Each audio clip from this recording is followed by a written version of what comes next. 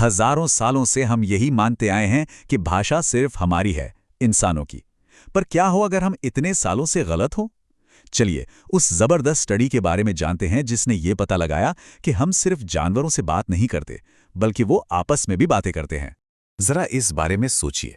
हमारा पूरा विज्ञान सदियों से बस इसी एक आइडिया पर टिका था कि भाषा इंसानों की जागीर है। ये स्टडी सिर्फ इस पर सवाल नहीं उठाती, बल्कि इसे सिरे से खारिज कर देती है। ये समझने के लिए कि ये खोज इतनी बड़ी बात क्यों है, हमें थोड़ा समय में पीछे जाना होगा। हमारी कहानी शुरू होते है 2000 साल पुरानी एक वैज्ञानिक सोच से, जिसने हमारे नजरिए को पूरी तरह से बदल दिया था। ये जो सोच थी ना, जो अरस्तू के ज़माने से चली आ रही थी, वो बड़ी सिंपल थी कि जब कोई जानवर आवाज़ निकालता है तो वो बस एक रिएक्शन है, डर की चीख या भूख की गुर्राहट। वो ये नहीं कह रहे थे कि सावधान, शिकारी आ रहा है। वो तो बस डर महसूस कर रहे थे। तो यहाँ पर एक बहुत बड़ा फर्क है। एक तरफ है इमोशनल शोर, मतलब एक जनरल वार्निंग, और दूसरी तरफ है स्पेसिफिक भाषा, जहाँ एक आवाज़ का एक सटीक मतलब होता है, जैसे सांप। बहुत लंबे समय तक हमें लगा कि ये दूसरा वाला काम सिर्फ हम ही इंसान कर सकते हैं। तो अब मिलते हैं हमारी कहानी के हीरो से, प्रोफेसर सुजुकी से, और उस पक्षी से जिसके लिए उन्होंने अपना पूरा करियर लगा दिया। प्रोफेसर सुजुकी को बचपन से ही पक्षियों की आवाज़ों में बहुत दिलचस्पी थी, और यही जुनून उन्हें दशकों के रिसर्च की तरफ ले गया, जिसमें उन्होंने सिर्फ एक ही पक्षी पर फोकस किया, जापानी टिट। और यहीं से वो सीधा सा लेकिन बहुत गहरा सवाल उठा, जिसने उनकी पूरी खोज को एक दिशा दी। उन्हें यकीन नहीं था कि ये आवाज़ें बस यूं ही बेमतलब का शोर हैं। क्या हो अगर एक ऐसा कोड हो जिसे आज तक किसी ने तोड़ने की कोशिश ही ना की हो? तो इस कोड को तोड़ने के लिए सुजुकी ने, समझिए, अपनी पूरी जिंदगी लगा दी। उन्होंने जापान के जंगलों में सालों गुजारे, वहां खास बर्ड हाउस लगाए जिनमें छुपे हुए कैमरे थे, ताकि वो इन पक्षियों की खुफिया दुनिया को देख सकें और उनकी बातों को ध्यान से सुन सकें। और अब हम आते हैं इस पड़ताल की पहली बड़ी कामयाबी पर, इस बात का सबूत कि पक्षियों की आवाज़ का एक खास, किसी नाम की तरह एक मतलब होता है।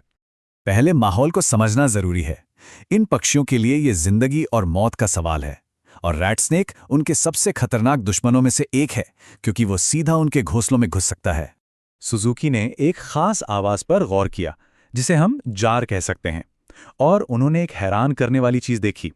टिट्स ये आवाज सिर्फ और सिर्फ तभी निकालते थे जब पास में कोई सांप होता था। किसी और शिकारी के लिए नहीं, सिर्फ सांप के लिए। पर सवाल ये था कि इसे साबित कैसे करें?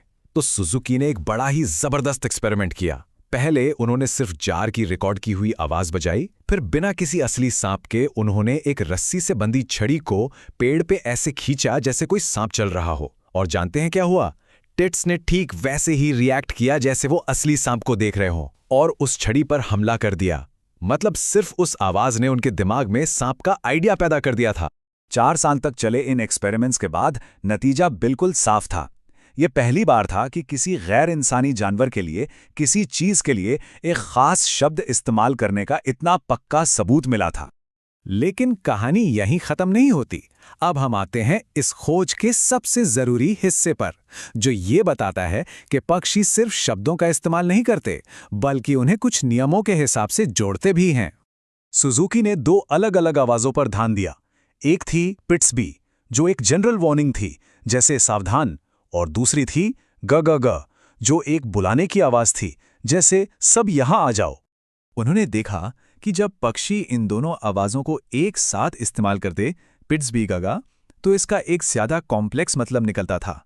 खतरा है, सब मिलकर इसका सामना करने के लिए इकट्ठा हो जाओ। वे इसका इस्तेमाल एक शिकारी पक्षी का सामना करने के लिए करते थे।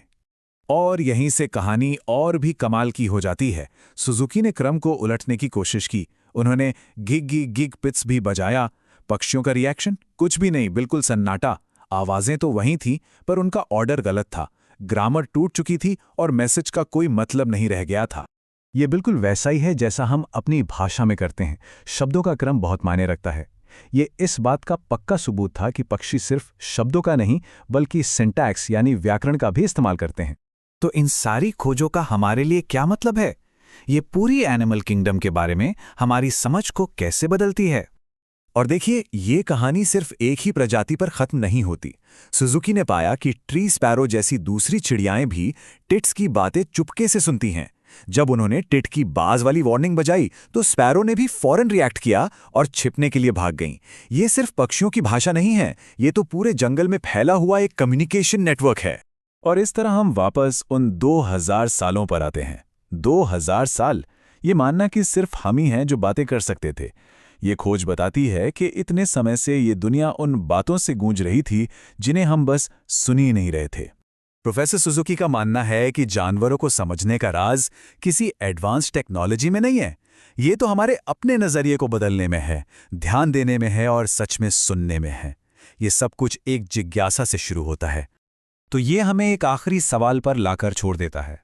अगर हम 2000 सालों तक ये सुनने से चूक गए तो और क्या-क्या है जो हम नहीं सुन पा रहे हैं?